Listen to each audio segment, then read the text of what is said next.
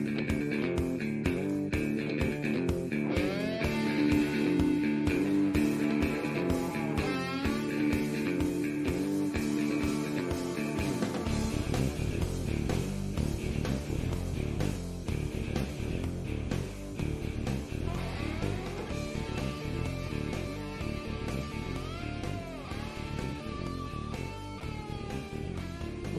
everyone, to the first episode of the Why I Don't Like podcasts.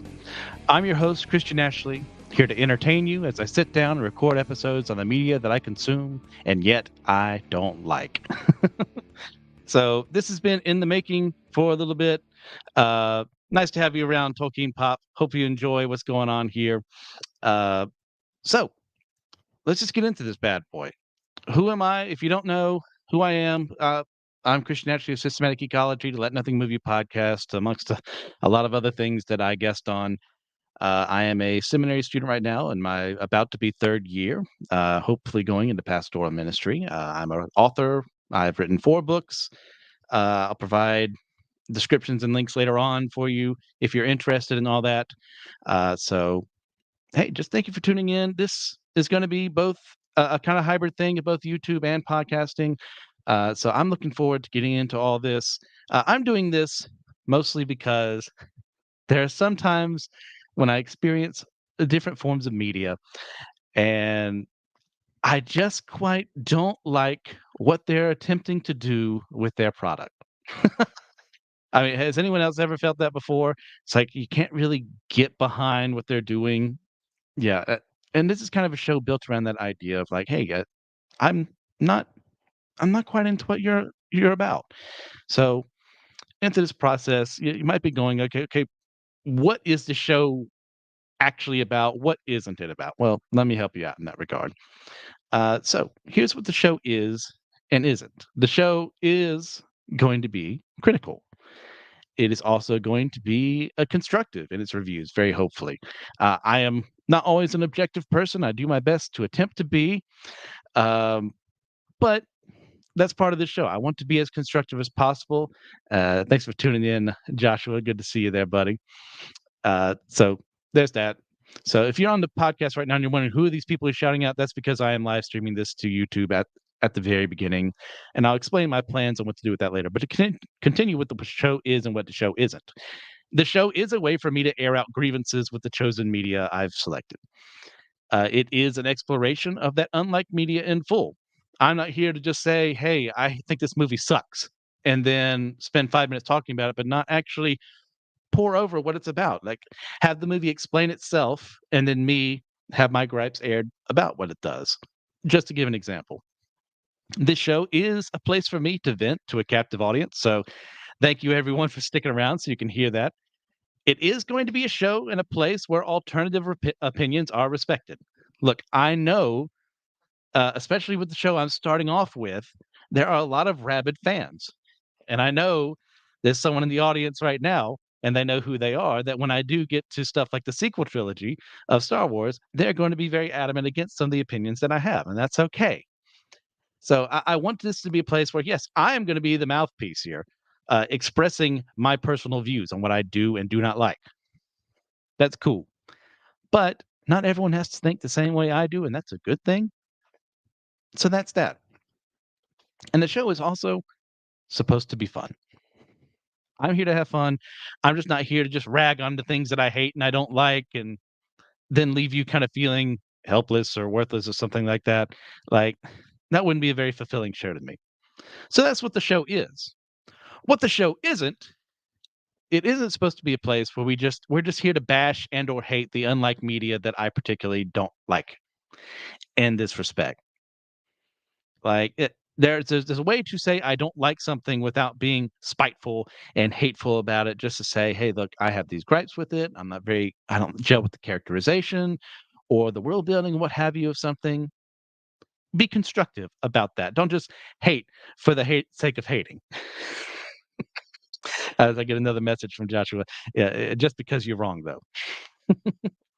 Most likely in reference to the sequel trilogy films. So we'll argue that when that time comes. The show Also isn't going to rebrand itself from the Why I Don't Like podcast title to instead be called the Why I Hate podcast.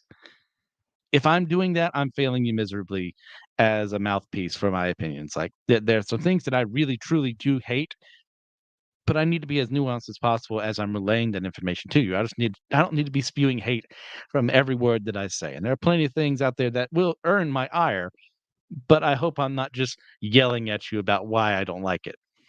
The show also isn't a way to tell you that you are wrong to enjoy something that I don't.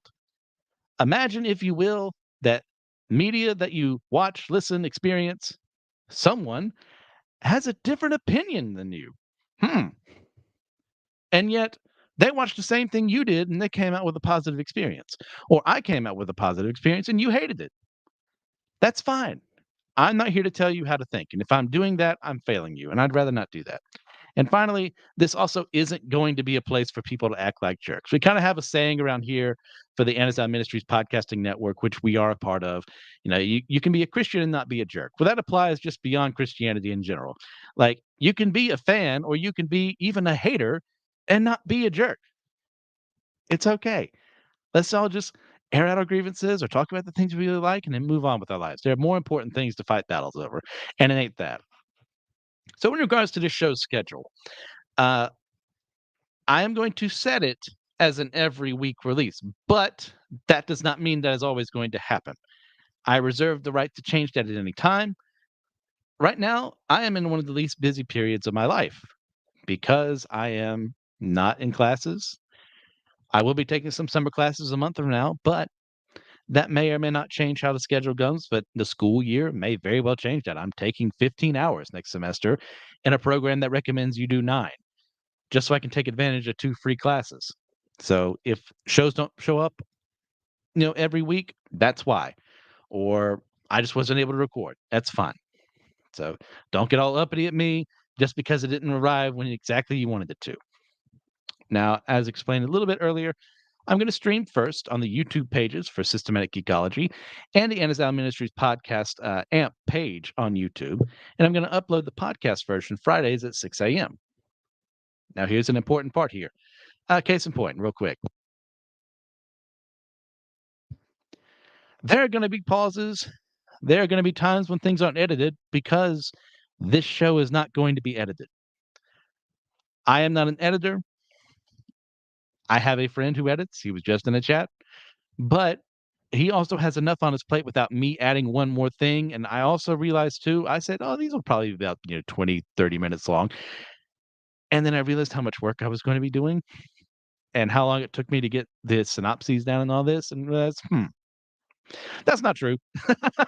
So these are going to be as long as I want, as long as it needs for me to go. This show will not be edited, and if that's something that you're not for, I do not in any way blame you. Please, just we'll just part ways, and I won't blame you for that. Just have your own fun, do your own thing. So, in regards to that, no editing. Did I say it again? So, I am planning as part of this show to commit to critiquing multiple forms of media. This isn't just an anime only or a comics only or television only kind of shows. Like, there are plenty of things that I've experienced in the media, in different media, where I've gone, yeah, I don't like that.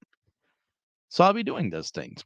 Our first one is, if you haven't figured out by the episode title, Mushoku Tensei, otherwise known as Mushoku Tensei Jobless Resurrection, which I believe is just a direct translation of the Japanese.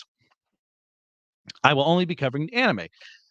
This is because I have not read the light novels. I've not read the manga or the original web novel, so I'm sticking to the anime medium for that. Then once we're done, whenever we do catch up to this current season, that part 2 of season 2 that's airing right now, we'll switch on to a different form of media. And I plan for that to be the sequel trilogy of Star Wars. So my plan for that is to be about maybe 20, 30 minutes of the movie, critique that part, starting with episode 7, going all the way episode 9, and not even skipping the worst film of all time, The Last Jedi. I will, for the sake of this podcast, actually rewatch it and critique it as the events go through that. There's that. God help me. Next up will also be something I'm going to need God's help for, and that is I'm unwillingly revisiting one more day the story from The Amazing Spider-Man, where he and Mary Jane sell their marriage to the Marvel analog to Satan and Mephisto because the writers can't handle a happily married man, and they're a bunch of little whiny crybabies. And that's not exactly it, but we'll get there when we get there. And I think the next thing I plan to do, and some of these are subject to change, just like if I have other ideas, if you guys suggest something to me and hey, I don't like it, I'm free to add that to the schedule whenever I want. This is for fun. This is for me to air out grievances and stuff like that. So if it's something that I'm not a fan of, and you say, "Hey, why don't you try this?" I'll probably add it to the list. So the last one would be playthrough. Uh, excuse me, is I will be doing another playthrough on my own time and then coming back and reporting to you on Mass Effect 3 for our video game section. And I'll be deciding other options later. If I don't get anything or if, they're not quite up to the task for my purposes here, I'll just be doing those. So next up, our first topic once more is going to be Mushoku Tensei Jobless Reincarnation. I will be going at a rate of about 2 anime episodes per episode of this podcast, outside of some outlier episodes where I'll do 3 episodes instead. And there's some OVAs as well to throw in there. Also because there's some uneven season listings. So I'll do my best to warn you in advance if you for whatever reason are watching them alongside me, which I would encourage, so that it's fresher in your mind. Yeah, have at it. So I'll be covering synopses of these episodes, stopping when I have something to praise, critique, or remark on. Once again, it's not going to be a wholly negative show. There are plenty of things I do like about Mushoku Tensei, sorry, that also make me angry because I wish some of the things were better. So, thus, this will be a podcast that spoils the source material. If that's something you go, I don't know, spoilers aren't my thing. Also, be free. I have no ill will towards you in that regard. Now, in regards to Mushoku Tensei itself, I would like to give a slight content warning over the show as a whole due to sexual references and scenes, some language, and violence. Not the worst things in the world for some of that stuff, but I know some people out there can't handle that. So, in order to warn you about that beforehand and the sexual stuff today alone, some people might not be quite happy that I'm talking about, but it's what happens in the show. So, I can't really just ignore it. So, in regards to the show itself, I will be watching it sub this time around. I've already listened to it in English, and as I'm writing notes, frankly, it's just better to have the subtitles up there. I'm not a sub or dub purist. I typically listen to dub because I speak English and I can do other things while that's happening. So there's that. So when we do catch up to the latest season, which is going to be in a couple weeks, so we'll have plenty of time to get there. And I don't think season 3 has been announced at this point in time. We're just gonna wait until there's another full season to dissect again. So, say we finish this, we'll just go straight into what did I say earlier? We'll just go straight into the sequel trilogy. And if something pops up along the way, we will interrupt whatever we're doing once that season has finished, so we can cover it again. So there's that. So, what is Mushoku Tensei? I keep wanting to add an O at the end. Jobless Resurrection. It is one of the highest selling light novel series of all time. It is an incredibly popular anime series. It is one that led to a revitalization of in many aspects of the isekai genre. That is not the first isekai web novel, light novel ever written, but it helped bring a lot of the tropes into the genre. It helped create a lot of buzz around it. So people were very excited when about 9 to 10 years after it first released, it got its own anime adaptation. So before we go any further to Mushoku Tensei, let's explain what isekai is. If you're out there and you go, I have no clue what isekai is. That's some Japanese term. Well, absolutely, yes, it is. It means another world. Sekai means world. I think the I part, the isekai makes it another. in that sense. I'm not a Japanese language expert, so feel free in the comments to correct me if I ever get something wrong.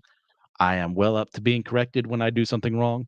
So thank you for that. If you do such a thing, if I do screw up, basically, it's when a character is in most likely our world. There are things called reverse isekais where, like, from fantasy worlds, people end up in our world. But for the most part, it's when a character is taken from where they are into another world. Could be science fiction, could be fantasy, could be post apocalyptic, something like that, where they then have to live in this world. It can be done through things like reincarnation or being summoned by some magical force in that world, or there's some uh what's what we're looking for here? Some anomaly that sucks them away from this reality, puts them elsewhere. There are many ways it can be done. And as a genre, it's not exclusive to Japan. There's actually many Western stories that lead to the isekai genre that have been it's been applied to them after the fact. So there's that. Now back to Mushoku Tensei. This was created and written by Raifujin na Maganote as a web novel on the Shosetsuka ni Naru website. And this is a website that's, for those of you, it's kind of like Fiction Press to an extent, or in a lesser form, kind of like fanfiction.net, where it allows users to upload novels for free and to be read for free. But the thing is, it's way more popular there, to the point that some of them get picked up to become light novels, and you can actually make a dime off of them. And this is exactly what happened with Mushoku Tensei. The story itself was written from 2012 to 2015, and it has received 24 total volumes when it also became a light novel series. Our main character here is Rudius Greyrat. His unnamed Japanese original self, which to this day I don't think we still don't know his name, and I think that's beyond the anime at that point. Yeah, I don't think even a light novel reveals his actual name. He dies saving some kids from being run over by a truck, something that also kind of became part of the genre thanks to it kind of creating it to an extent as a trope. Ends up in another world, reincarnated as a baby, learns magic, uh, and goes across the land through the different shenanigans that happen there to try and become a better mage, to try and find his family. Lots of things go on. Some things praiseworthy, some things not so much. So my own history with isekai. I love the idea of an isekai very much. I wish it were better handled as a genre. I have lots of gripes with isekai shows. It's, fetishization. Goodness gracious, I cannot say words. Fetishizing slavery as an acceptable practice in any way, shape, or form happens way too often. And to a lesser extent, it does happen in Mushoku Tensei, but not nearly as bad as other shows. There are plenty of so-called good protagonists who have their own little slave harem of women who just fall in love with them because they're just so great. And yeah, we could easily make them not slaves anymore and actually help the power dynamics there. But nope, no, we gotta make them slaves. Another thing too, I have huge gripes on is the portrayal of women. Like, most of the time, they're seen as just sexual objects with very little characterization of their own, which this series is not terribly bad at. I will give it that. There's far better ones out there. Um, so yeah. So one of my first real isekai that I liked is what you see on screen here. If you're on YouTube, it says "Aura Battler Dunbean." It's kind of a proto isekai. There have been other stories done beforehand, stuff like that, but this is more of a mecha series where, Byston Wells is uh, kind of, if I remember correctly, it's been so long since I watched the show. This different plane between our Earth and where it's at, and there's some crossover between the two. And our main characters, are taken from Japan and Texas and a couple of other areas on our Earth to serve as fighters in this war, in this fantasy realm, mixed with all this mecha action. It's really extremely good, and I'm poorly explaining it, but it's well worth the watch. But It's shows like this that created, shall we say, what's the word I'm looking for here? Standards for other isekai to rip off of, sometimes well, sometimes, most times, very poorly. And that has led to, if you look at your My Anime List schedule for what's gonna be happening in the next anime season, you're gonna see lots and lots of isekai because, hey, people eat it up. And I am one of those people. Like, I am part of the problem. I will say that. It is trash. Most of them are utter trash, and yet I keep coming back hoping that one of them will prove me wrong and actually be good. And there are a couple, and I'll list a couple of them in a little bit. But for the most part, they just kind of make me angry. And my breaking point really was Rising of the Shield Hero and stuff like that. So that it was shows like that that inspired me to write my own isekai story. Like I said earlier, I am a writer, independently published through the Starving Writers Guild and Amazon, and I created Resurrection Live. This is not intended as like an advertisement, as a haha, I just made you spend 20 some minutes just to get to my story. It's like, no, no, this is my personal story that brought me to this point. Is discovering, okay, what about the genre do I like? What don't I like? And I would say ultimately I did fairly well. There's still some things I'd go back and I'd change, having written it about 2+ years ago. But still, it's like, why can't it be more like this? Why can't we have actual characters? Why can't we demean the evil things in the world instead of like glorifying things like, sexual assault and slavery and all those things that end up happening multiple times over in isekai and just being brushed over? There are way too many female characters who experience sexual assault in isekai or slavery or something like that, and they just kind of brush past it because they're really just there to be your differently colored waifu so that you can lust over them ultimately at the end of the day. And that's terrible characterization. That's a terrible idea, and I don't like that. So I want it to be better. I want better for isekai. And I'm trying not to add the S as plural there because that doesn't quite work in Japanese. So yeah, it's immensely frustrating to see all the potential, and that's one of the reasons I have huge issues with Mushoku Tensei is I see a ton of potential here, some really good things that get ruined by people like your main character. But we'll get there when we get there. So, Christian, you spent all this time saying you don't like isekai. Is there any isekai do you actually like besides Aura Battle of Dunbean? Well, let me get you there. First off, Faraway Paladin. Only 2 seasons out so far. Once again, I'm not a light novel reader, so I don't know how the story goes from here, but so far, this story gets it. There's no, you know, needless sexualization of characters. There's no, "Yeah, slavery is a good thing, guys."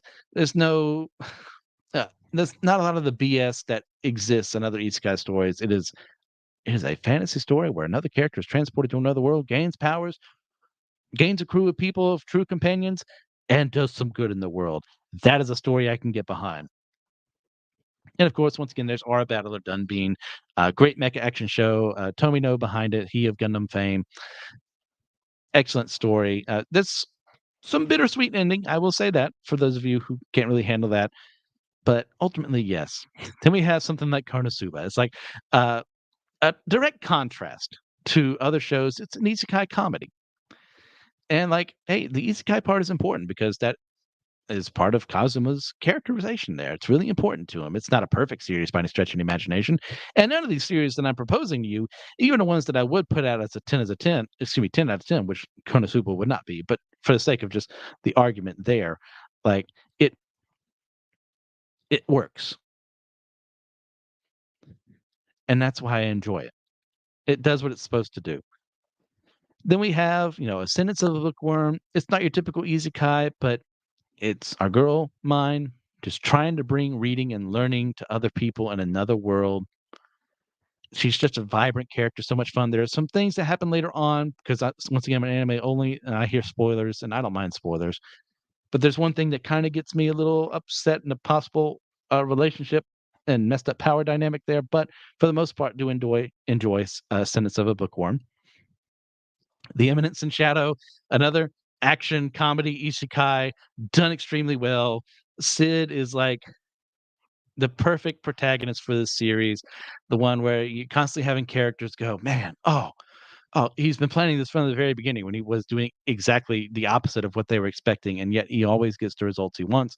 He's such a great BSer to the point where the things that he says that he knows aren't true end up becoming true. It's so much fun. Well worth your time. Then we have ReZero. I have a lot of gripes with ReZero, but ultimately I'm very positive on it. It the early seasons are the worst. After that, it's improved drastically. Once again, have not read the light novel it is based on, so I have no clue if it gets worse. But what I have read, excuse me, what I have watched, pretty dang good. Then we have Digimon. Now, some people say, Digimon, how's that an isekai? Well, they go to the digital world. Duh. I mean, how's that not an isekai? And then, of course, one of the greatest isekais of all time, The Chronicles of Narnia. Which, yeah, if you think about it, it is an isekai. Definitely wasn't what C.S. Lewis was intending to do as far as like his terminology for everything. But at the end of the day, what else could it be but an isekai? So that's it for those. We're going to do something that I'm going to attempt to do every show. The show is called Why I Don't Like. And an easy thing to do in that is to be overly negative because you're focusing on the things, hey, that you don't like. So, one thing I would like to do is kind of start the show before we get into the synopses and my breaking them down and all that mess. Is we do a little something called Something I Do Like. And that would be Nausicaa of the Valley of the Wind. I just saw this again in theaters for like the 40th anniversary of Ghibli. It is a phenomenal film. I cannot sing this movie's praises enough. It is my favorite Ghibli film easily. We've got a strong female character who isn't one of those, "I'm just one of the guys," or like, "I'm so much powerful, more stronger than everyone," instead of actually writing, a tough woman character who has feelings, who fails, who also, screws up and yet is still a hero at the end of the day, still working for a greater good. Cannot say how much I love this series more than I already have. Like, yeah, if you haven't watched Nausicaa, you're missing out. Now into other matters. Shall we say matters on things that I don't like. We're going to be starting with season 1, part 1, episode 1, Jobless Reincarnation of Mushoku Tensei. And in so doing, we open up at the site of a traffic incident. A man in his mid 30s has been hit by a truck, and two high school students are missing from the scene. We see a third student who survived as they take the man away in an ambulance, mentioning that he's very heavy. That's kind of somewhat important. In voiceover, the man explains he's been a shut in for 20 years. As his consciousness starts to fade, he hears a man's voice speaking in another language and he dies in the hospital, wishing he could have lost his virginity, only to open his eyes to see a man and a woman who treat him like a child. He takes the time to comment on the woman's breasts being large, wonders if she's European given her skin color, and then tries to molest her breasts, only to find that he's a baby and that he's been reincarnated. That is the opening scenes of our show. Mm, yeah.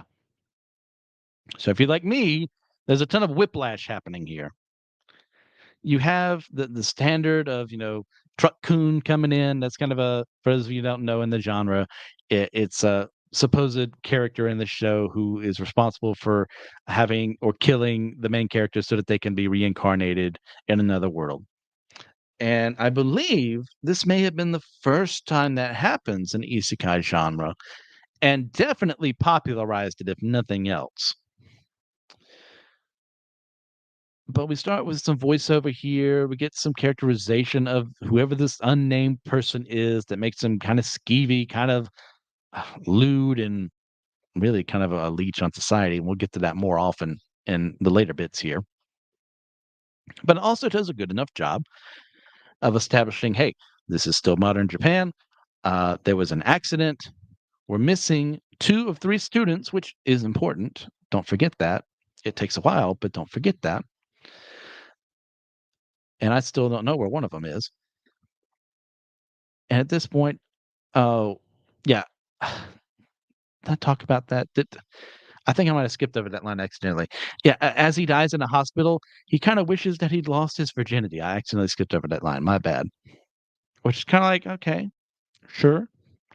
Let's talk about the characterization of our main protagonist who has yet to be named. We don't know the full extent yet. We will find out later that he did attempt to save the people who are about to be run over by the truck. Seems to have succeeded in some way, shape, or form. We'll get to why I think that's out of character for this person later on when we get to the second episode. But for now, seems to be noble in that extent. He also is a very heavy set person, and to the point where people remark on it, seems like has been letting himself go along the way. And then what does he do as he's dying? Just wishes, oh man, I wish I would have lost my virginity. Okay. That can be something you think about. I'm not against the idea as using that as characterization, especially when we learn more about him along the way. It's kind of like, Chainsaw Man, for those of you who are reading that and watching that. One of Denji's motivating goals is to get laid. I mean, there's no other way around it. And in fact, our most recent chapter kind of has him say, "Oh man, I'm real bad about this. Maybe it'd be better if I didn't have that as a my libido active all the time." And we'll see how that ends up along the way. I trust in Fujimoto a little bit, but you look at him. That's part of his loss of interacting with other human beings. And we will learn more about this main character here.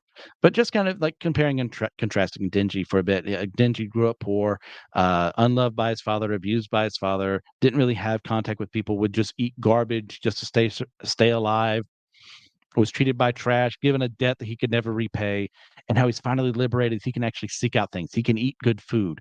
He could potentially even find, someone to be in a relationship with. Good things, but it gets in his head, and that's one of his flaws as a character is he thinks about those things. Our main character here is a huge character flaw, but sometimes I wonder if the author thinks it's that.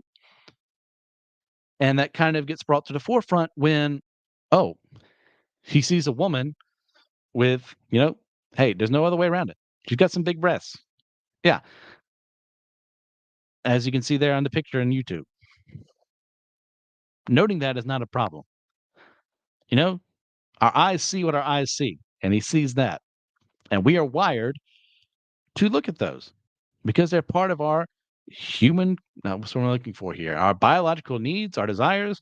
There's nothing inherently wrong with the idea. It's how we use those things that becomes an issue. And he most definitely is using them for ill gain.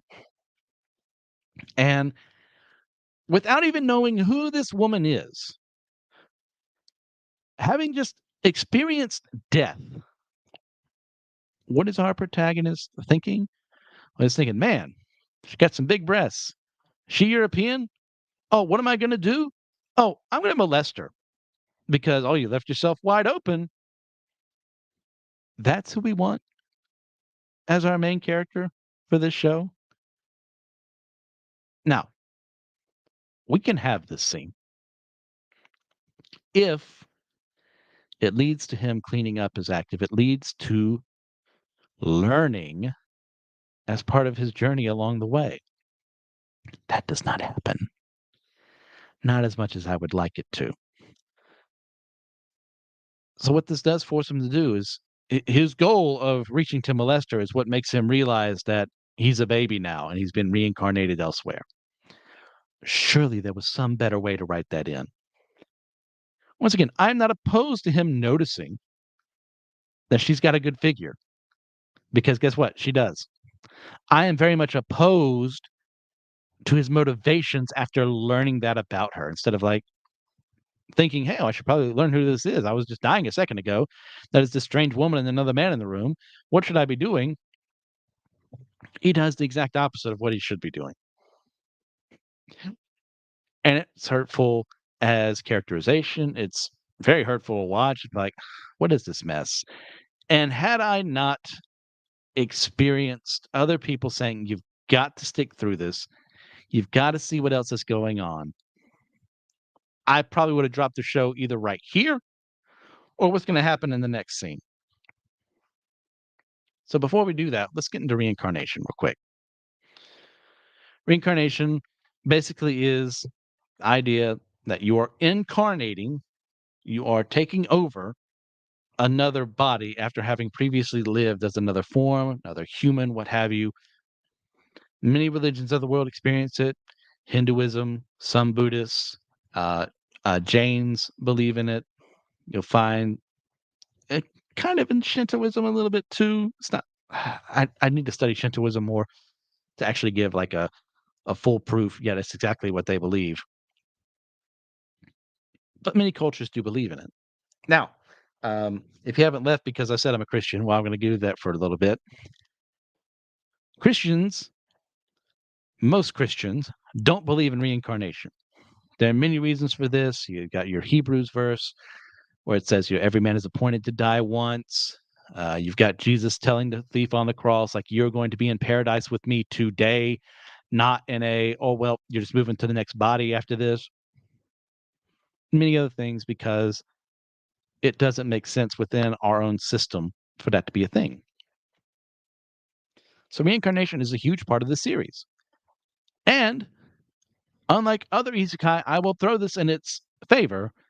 It focuses on the fact that our individual main character here, I'm going to call him Rudy. His name is Rudius. We'll get there. If you haven't watched the show, his name is Rudius. I'm so tired of saying our main character. That is a part of his characterization is that he remembers his old life, was reincarnated into this brand new spanking body,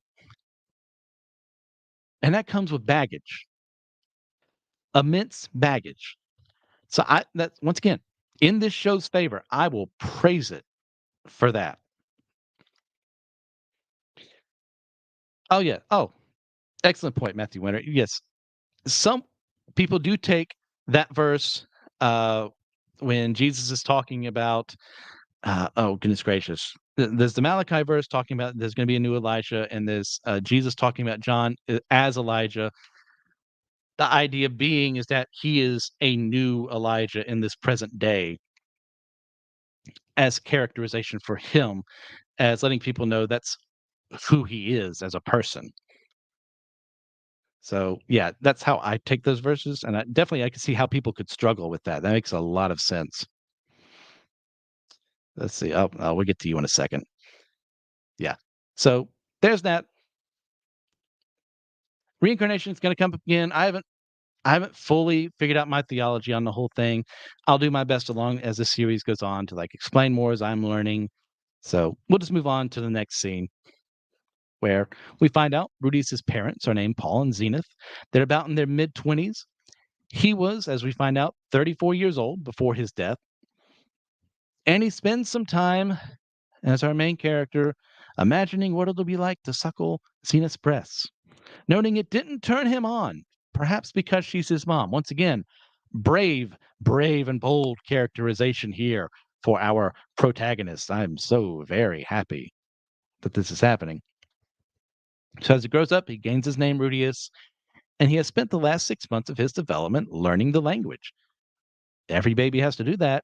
And we'll get, hey, this is astounding to me as someone who is garbage at learning other languages. And this is something I do want to praise the characterization for, in that he sticks with it. He attempts to learn it way faster than a normal child would, because obviously he has some of his own training before.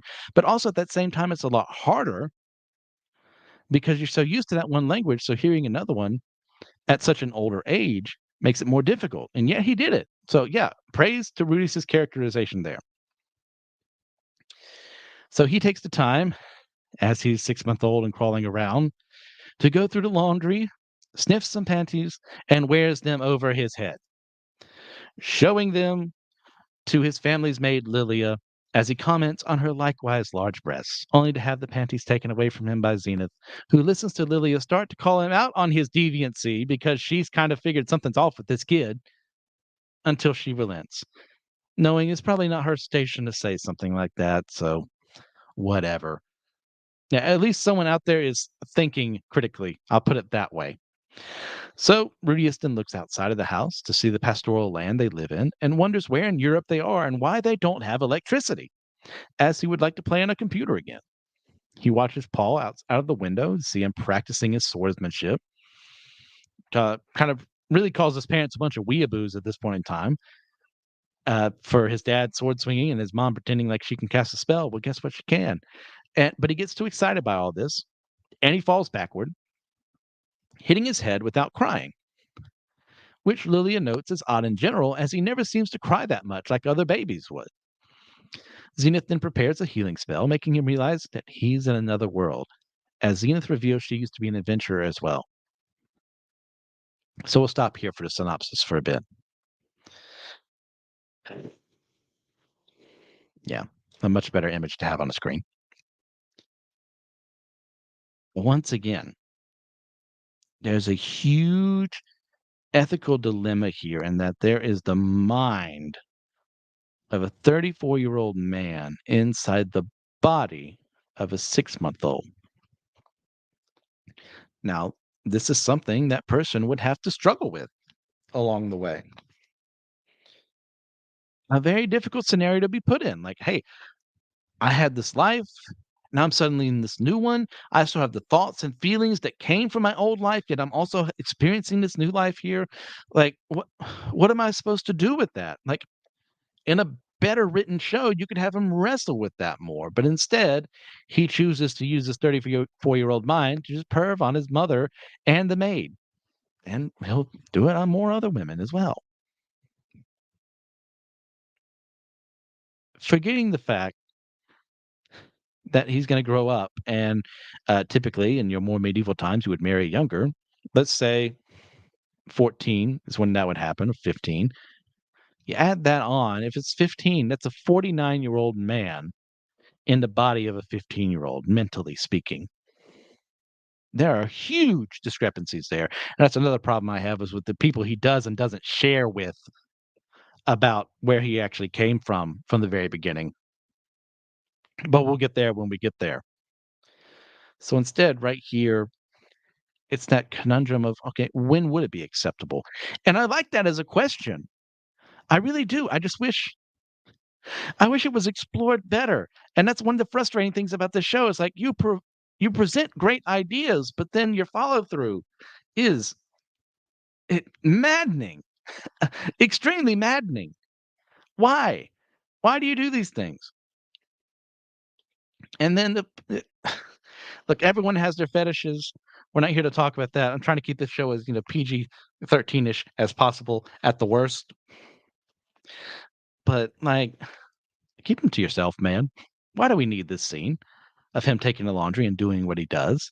Why do we need that? What purpose does that serve outside of just showing he's a creep and thinking, oh, well, by people reading this, they're going to enjoy that. No, it says a lot about the person writing this than it does his intended audience, or maybe it says a lot about both.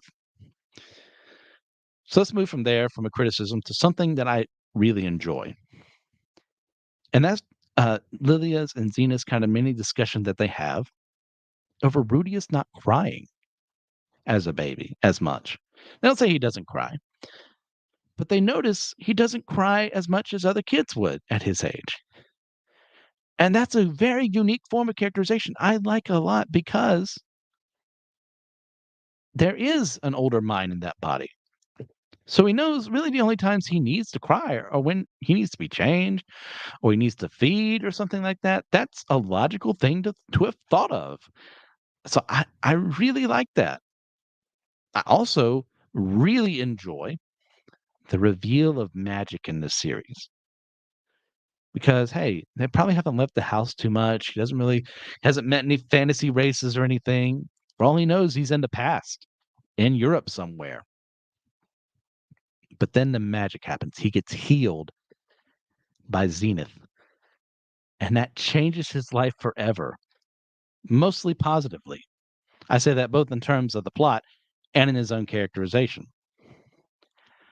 That means a lot. That is well done. And once again, I want to praise the good, disparage the evil in this series and all the other series I'll be covering. So we'll get back to the synopsis.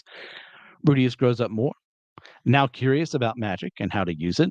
He finds a spell book in a family chest and decides to learn to read it, taking a full year to do so, thanks to studying the book and listening to Paul read books to him.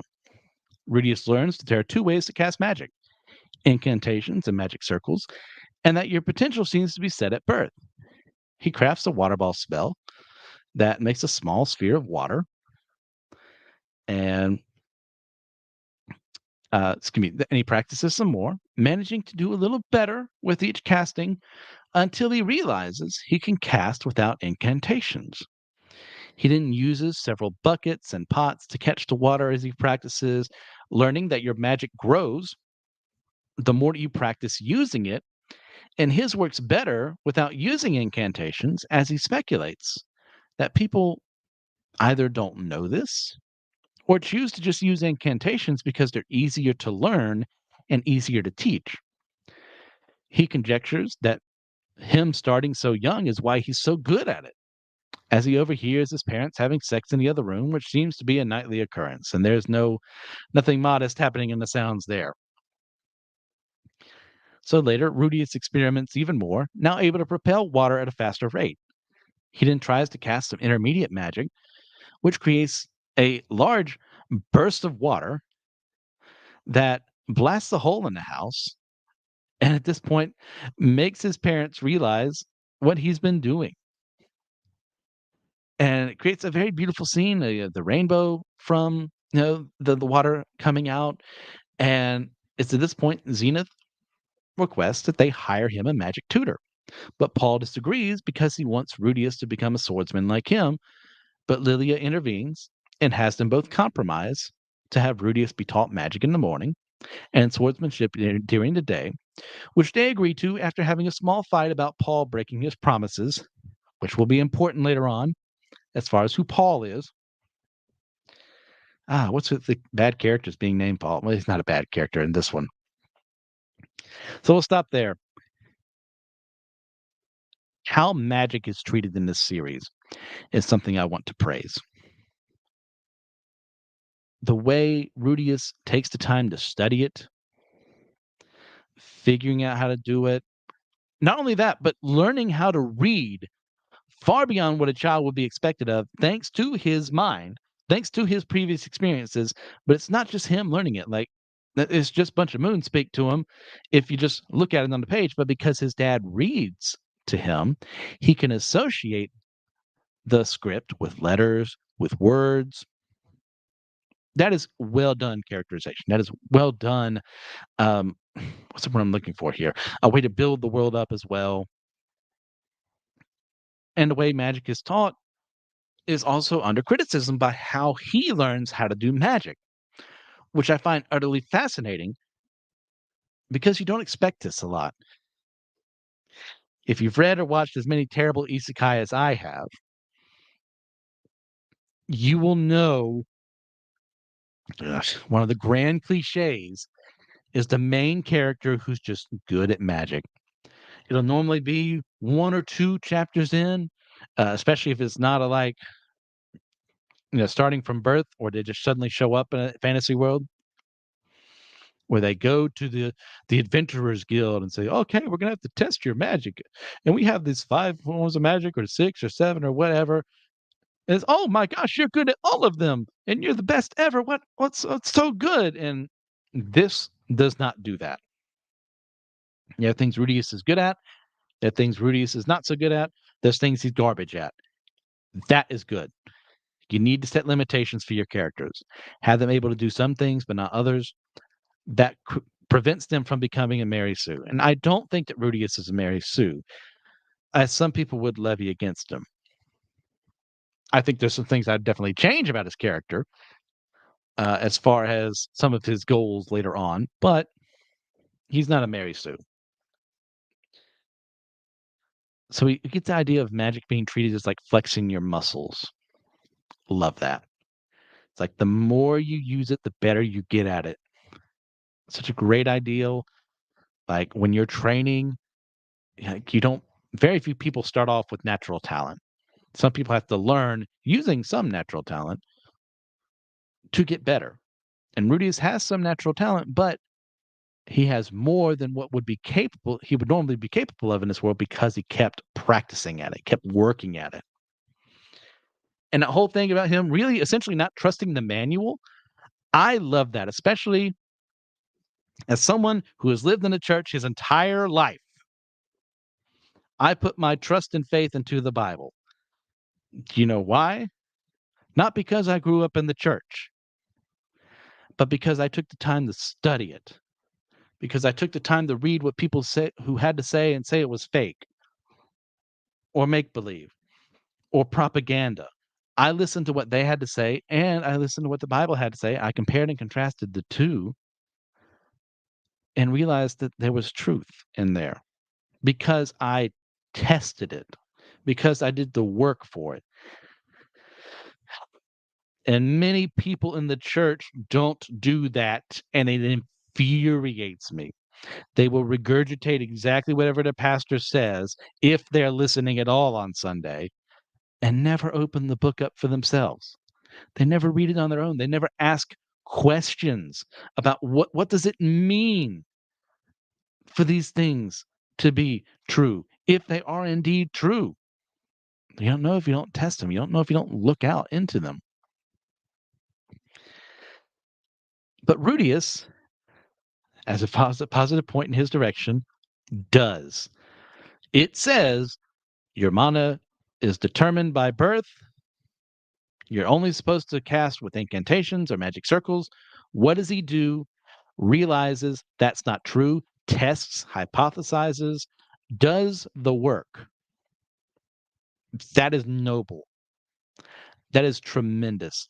That makes him, at least in this part, a good character. There are plenty of other things that don't, but we'll get to those. We've touched on some of them. So we'll move on to the next scene for the first episode. See, I knew, looking at the time right now, I knew this was never going to be 30 minutes or less. So we go flash forward a bit. His parents hire Roxy McGurdia, who, despite being young, is an accomplished mage.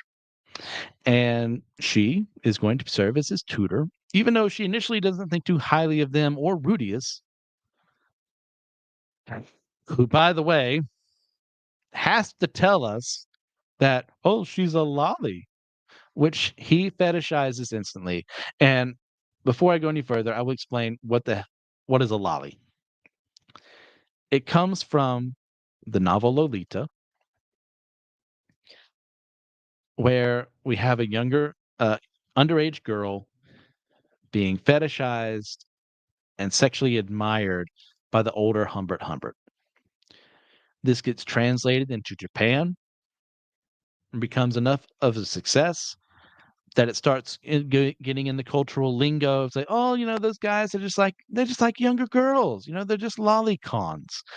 I believe con in Japan means you like something a lot or you love something a lot. I have to look that up again. Once again, please correct me if I'm wrong, which I think I am.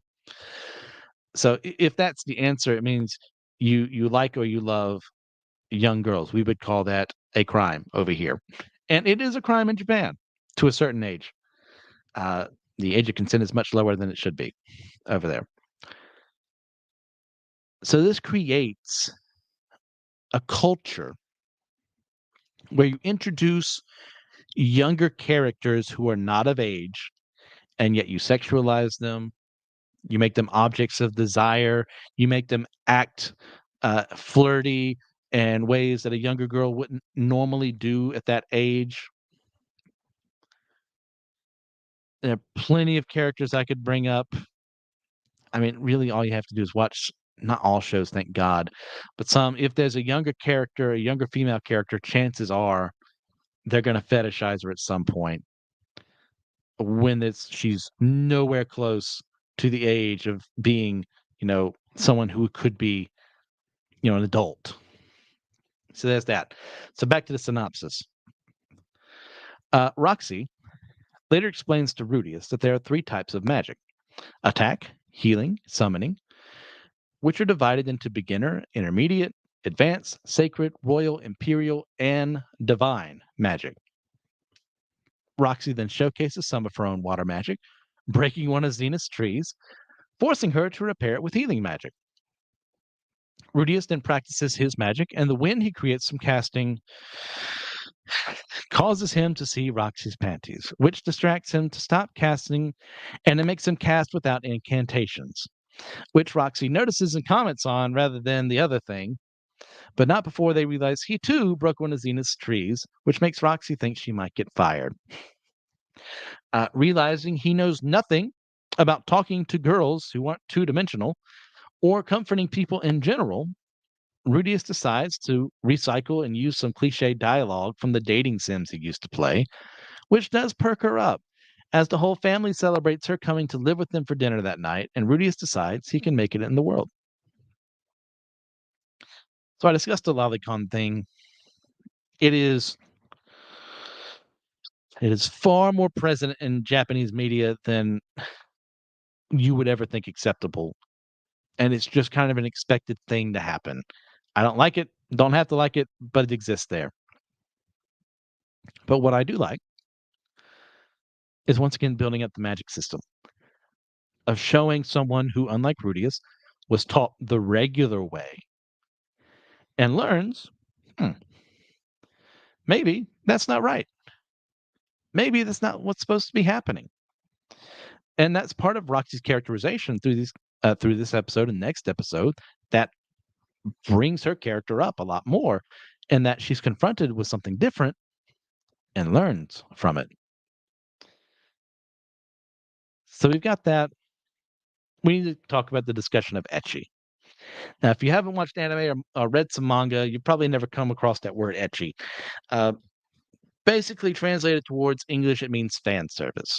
And this is fan service not of, hey, this is a callback to Marvel Team Up issue 120 where Spider-Man and whoever did this.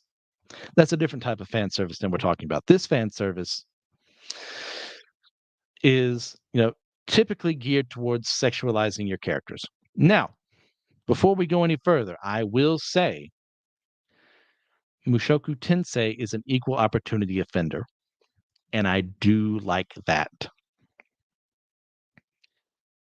I am not against the idea of fan service. I'm not against the idea of ecchi, so long as it doesn't become gratuitous. Because once again, we are sexual beings. That's what we look at in potential partners. Now, some people take it way too far and make it something it was never supposed to be. But there's nothing initially wrong with the concept. There's nothing wrong with the idea of Leia and Jabba's palace being forced into that slave bikini. It does when you turn it into something it shouldn't be, but the original idea isn't a bad one. And having ecchi isn't a bad idea. I just wish that we're of characters of age rather than what happens multiple times over in this series with young girls being shown in these compromising positions. But I will say it does end on a good note, and that Rudius, as part of growing up, as part of dealing with his old life in Japan, wants to make it in this world. That inspires hope. That is a good thing. That is a great thing for your character to have to go through of whatever he was dealing with in Japan, which we'll talk about a little more in the next episode. The next episode here, not the next episode of the podcast. So I like that. I don't like the gratuitous ecchi. And that brings us to episode 2, Master. So we start at the beginning of the episode at Rudius's, it's a very weird sentence to have to say, Rudius's original Japanese parents' funeral. This is your sister's cousin's roommate's dog or whatever the line is from Spaceballs. It just makes us absolutely nothing. But this means something. It's just a lot of words put together. So it starts at that funeral, but he is not in attendance there, preferring to spend his time in his room. And once again, if you're squeamish about this, sorry, but there's no other way to put it. He is masturbating to what is heavily implied to be lolly pornography. And he is thrown out of his house for being a leech on the family. I had a difficult time figuring out was like debt collectors or something. No, it actually appears to be like his brother and a couple of other members of the family who have gotten tired of his antics and have thrown him out. And like not showing up to the funeral was like the last straw. So he wanders aimlessly on the streets until he sees a girl and two guys about to get run over by a truck. So he rushes forward to save them. dying in the process. And I'll talk about why I don't like that in a bit. He then wakes up in the present, in the new world he's in, after having fallen asleep, making figurines out of earth magic.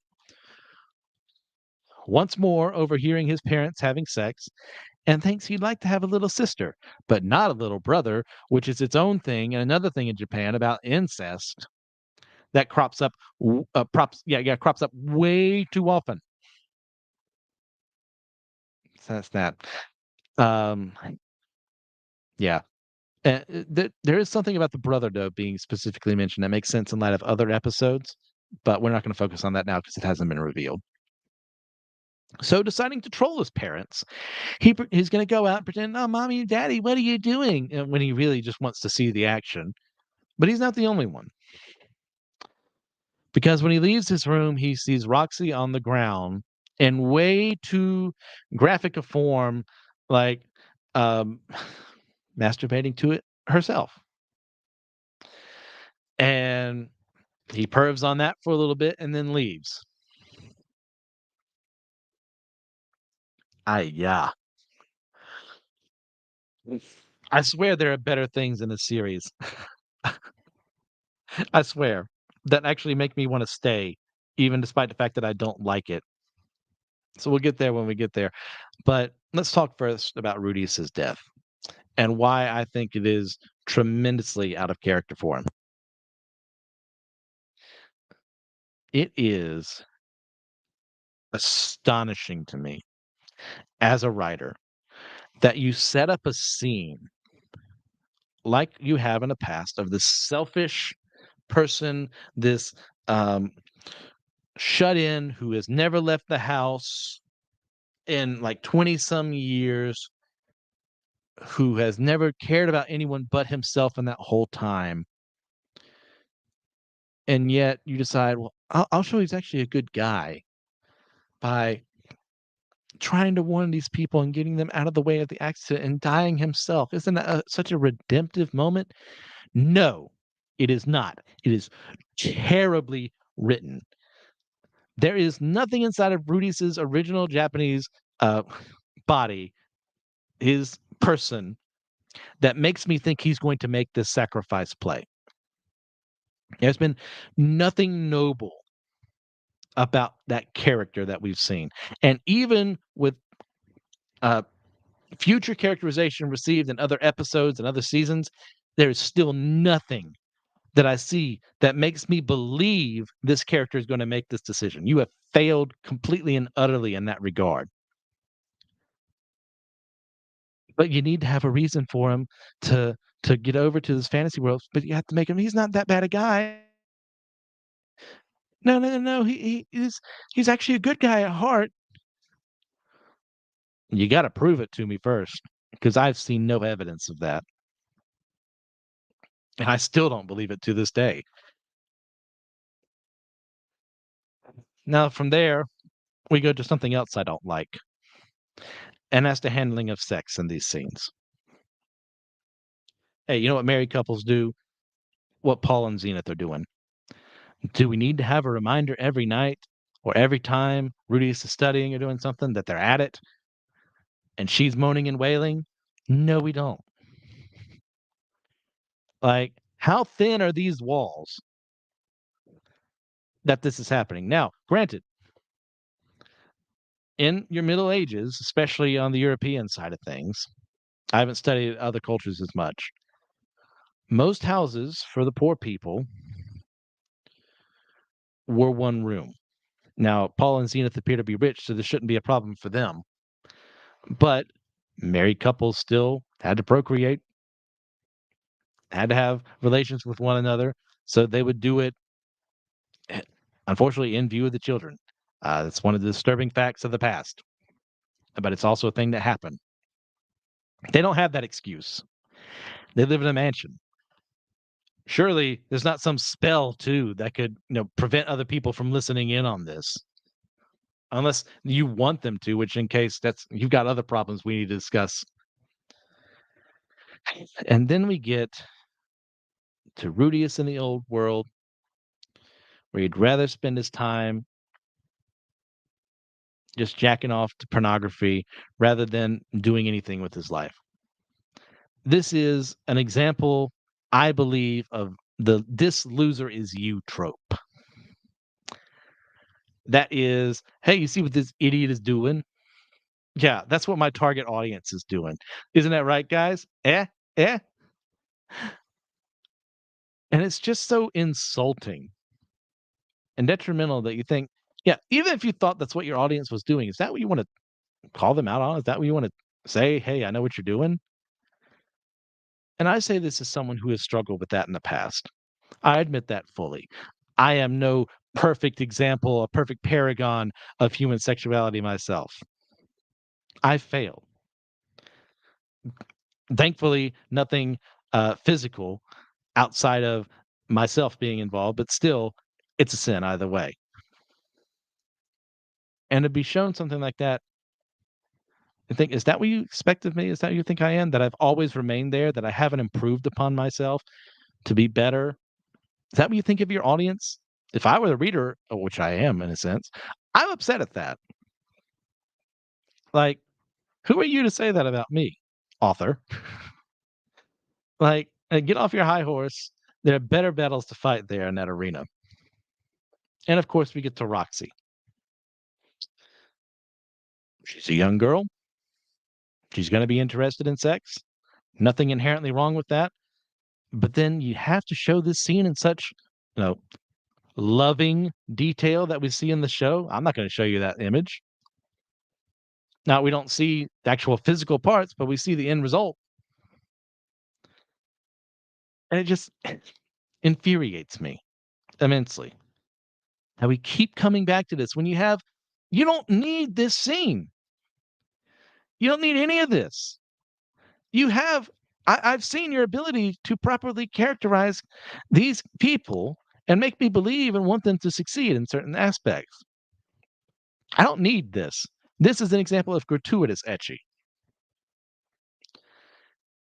So we'll move on from there so I can get this creepy image off my screen to about 6 months later.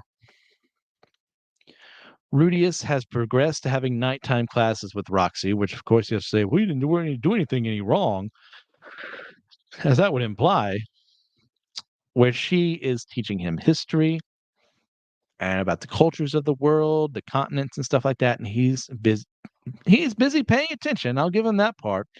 But he has other ulterior motives where he's just perving on her legs, hoping to get another glimpse. And in her lesson, she explains that humans live alongside demons. Now, demons in this series are a race of people, not a group of evil spiritual beings as we would traditionally associate, Christian spirituality. And this does get fleshed out later, and I do like what they do there. And there's also these things called spirits that haven't really come up as much, but it kind of focuses being summoned and stuff like that. We'll get there when we get there. Roxy then explains that she herself is a demon, which is why she has her purplish blue hair. I'm sure there's some other site that could have actually listed it. I'm just calling it purplish blue. Is that just violet? I don't know, man. I don't know my colors. And she then mentions the Superd tribe of demons, who were known to be monstrous in the lore and killed indiscriminately in the Laplace War between humans and demons. They have emerald green hair and a red gem in their forehead. Well, Rudius, hearing this, compliments Roxy's hair, which flatters her, but she tells him he should save that kind of talk for a girl he likes. Rudius then tells her that he likes her. He's about 4 or 5 right now, by the way. And she teases him. Yeah, he's 4 at this time. And she teases him to come back in 10 years. He leaves the room and tries to spy on her as she's about to undress, but she tells him that the Superd will kill his family and he leaves. Ha ha ha. Isn't that so great? We just saw that. Praises first. World building. I love world building. I love it in my own books. I love reading about other people, what they do. I can read I can even read something as dense as a Silmarillion and see what Tolkien had in mind for some of the stuff that was going on. Like, please, like, tell me about your world. Tell me what makes it so interesting. And this is the seeds that are planted in the story that become far more important later on that are handled extremely well. So let me once again praise that. But what I don't like is Rudius continuing to be Rudius. I will give it to him that he can do focus on more than one thing at a time. I do the same, but not nearly as in the way he's doing it. I typically listen to a podcast and play a video game or listen to music as I write, because it's nice to focus on more than one thing at one time because that's the way my brain functions. But he's using it as an excuse to continue to just be skeevy around her, to try and get another look. And she just accepts this rather than, hey, let's talk to your parents real quick. Hey, your kid's acting way beyond his emotional age. He's 4. He shouldn't be having these thoughts. I'd be wondering what's wrong with the parents if they were to come back and say, "Oh, there's nothing wrong with that," in this scenario. But she doesn't do that. Maybe out of some sense of, they're the ones hiring me. Maybe I can't do it. This whole thing is like women aren't quite as liberated. Even in this world, though, women are way more liberated than they were in this point in history on our side of things. So maybe there's that, but we don't get that. That's more like me trying to make up reasons for why this might work. But it's just annoying. It's stupid. I hate it. I don't like it. So we'll continue on for the synopsis. Almost 6 months later, Rudius improves with his magic lessons and trains with Paul at swordsmanship, which he's not as good at.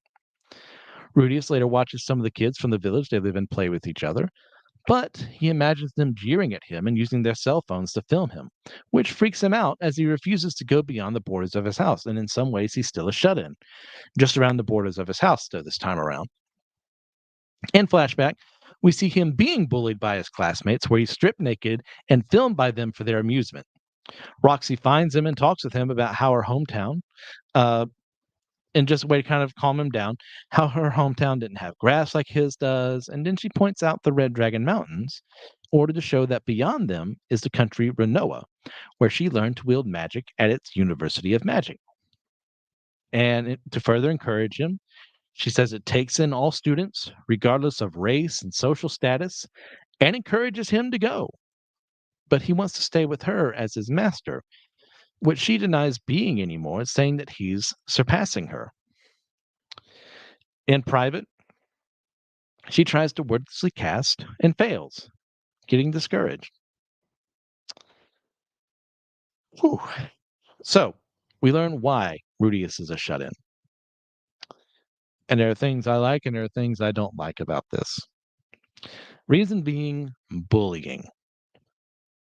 It is poorly explained in the show, even beyond these episodes, why Rudius is being a target for bullying. You say, oh, it's because he's a fat slob or anything like that. No, apparently, from what I've researched, in the light novel and the web novel, he gets bullied because he got so hyper focused in a good school that his grades went down. So he was forced into a bad school, kind of like I don't know, what's the word I'm looking for here? Not the correction center. Why is the word not coming to me? The school where kids, are typically your rougher types that can't fit in with the regular schooling system, so they get sent there. That's kind of what the school is like. So because his grades went down, he was forced there. And he had this huge fascination with computers, which made people think he was kind of a geek, which, yeah, sure, okay. And the ultimate reason why he gets bullied is because he called out a popular student when they skipped forward in line. I left that pregnant pause there because if you're like me, you're wondering, that's it? That's the breaking point for these people?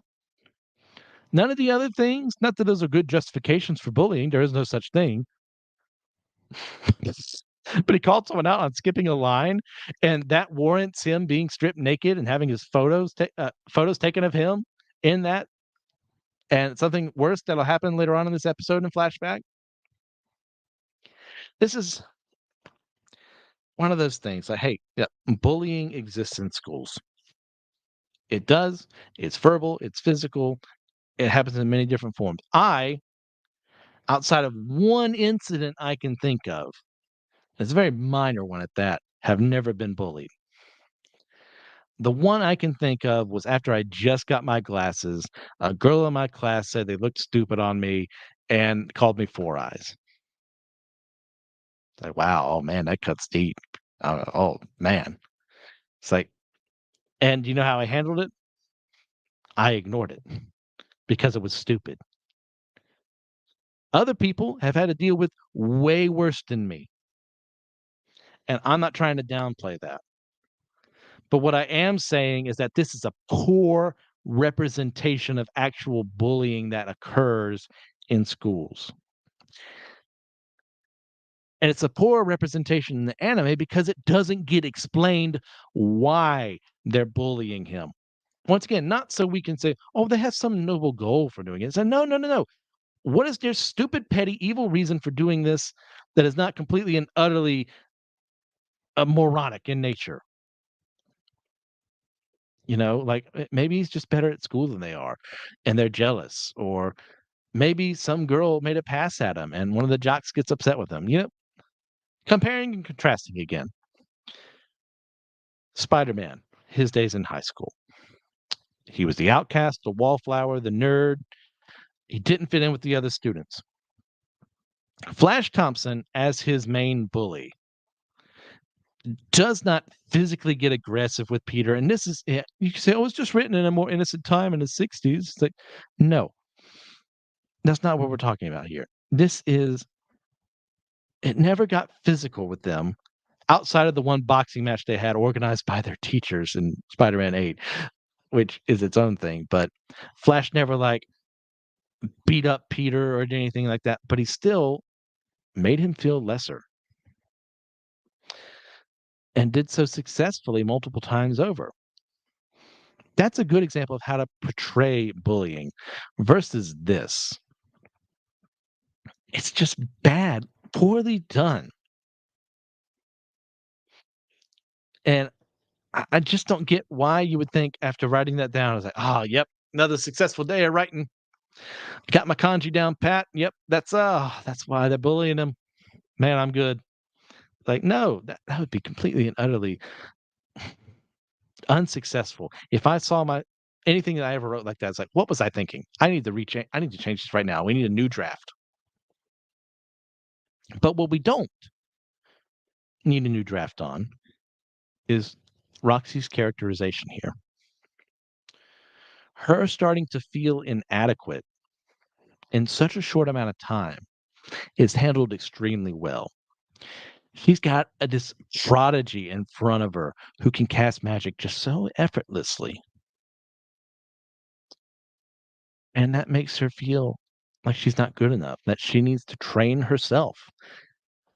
And that's good. It causes her to question things. It causes her to be, well, why am I doing this in the first place? I like that a lot. I wish she were in a better series. So back to the synopsis. Once again, about 6 months later, they're going to celebrate Rudius's 5th birthday. And that's how I remembered he was 4 earlier. As they celebrate in this world every 5 years until someone is 15, where you legally become an adult. So rather than just doing a birthday every year, it's like 5, 10, 15, boom, those are your birthdays. So Paul gives Rudius a sword that he can't really wield yet, explaining that a man must be willing to protect his wife and children.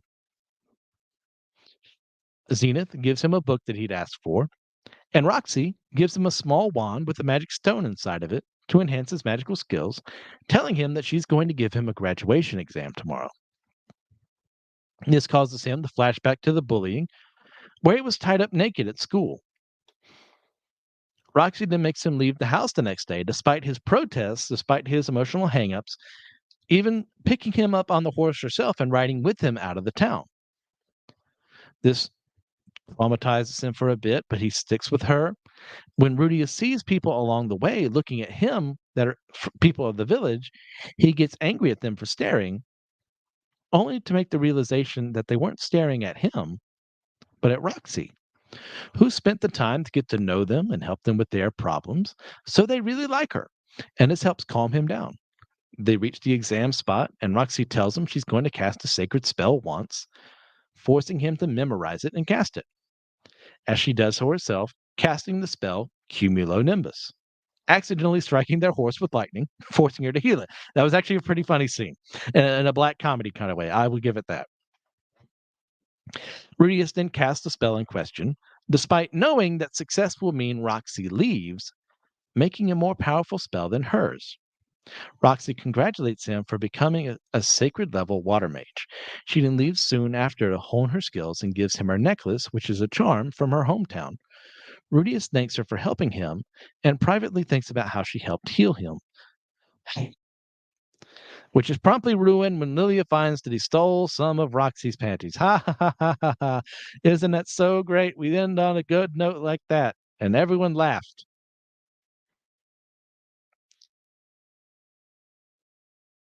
Things I like. Rudius being forced out of the house. They don't know the trauma he's experienced because he hasn't talked to them about it. Which, granted, super awkward conversation to have with someone. Yeah, I have the memories of a past life, and part of that was I got bullied to the extent that I never wanted to leave my house until I was forced out of the house, and then I died. Yeah, I get it. The amounts of therapy I would need after a situation like that, could not imagine how long it would take for me to open up. But still, give him something, man, something. But he does leave. And he realizes the outside world isn't that terrible. He can make something of himself here. And it took Roxy to do that for him. It didn't take his parents. It took Roxy. And she does a magnificent time. We get some nice characterization for her. In that, in these past couple of years, she hasn't been stagnant. She's went outside and she's met with these people and she's helped them and she's done good things with them.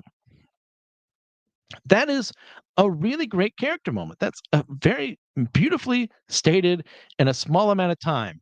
Yeah, even though it's kind of a tell, don't show, uh, you could argue that it's still done effectively.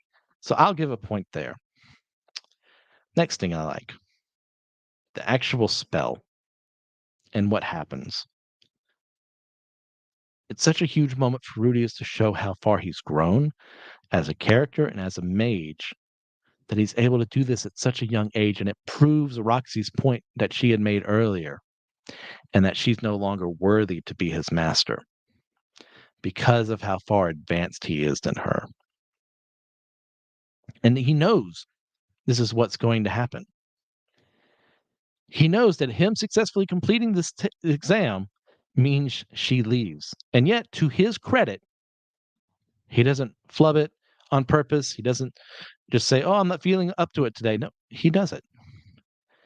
And it's a very beautifully drawn scene. The animation in the show is pretty dang good. I will give it that. Let's talk about something I don't like, and that's how the episode ends. And I like it. I don't like it not only because of what has already been stated before about his poor characterization as far as being a pervert, but this is a story plot that he took these from her. It doesn't end here.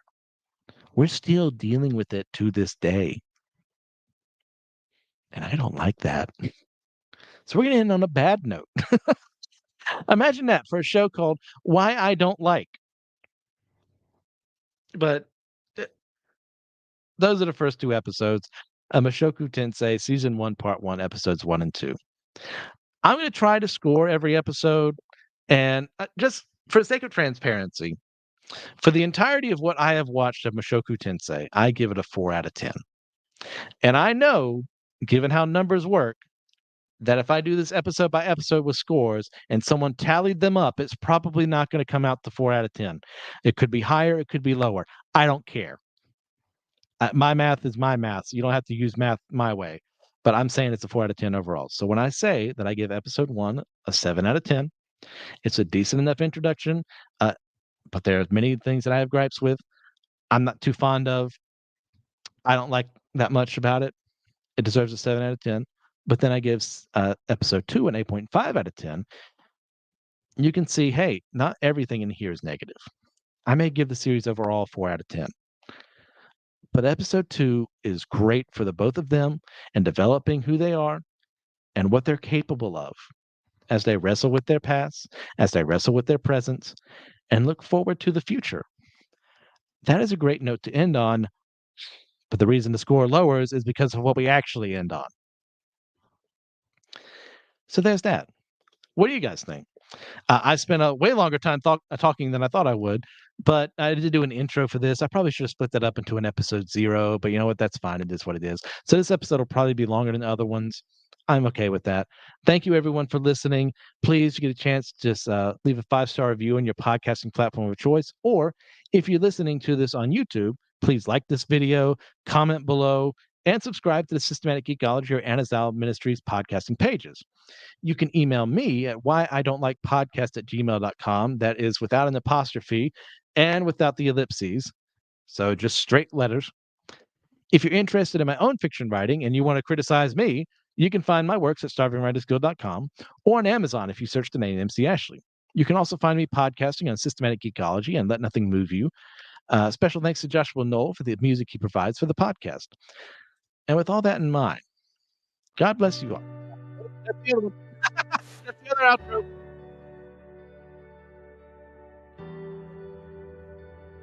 God bless you all, anyways. But hey, with all that in mind, I spent a lot of time discussing what I don't like about Mushoku Tensei. But you know what I do like? You listeners. I like you. So see ya, Space Cowboy.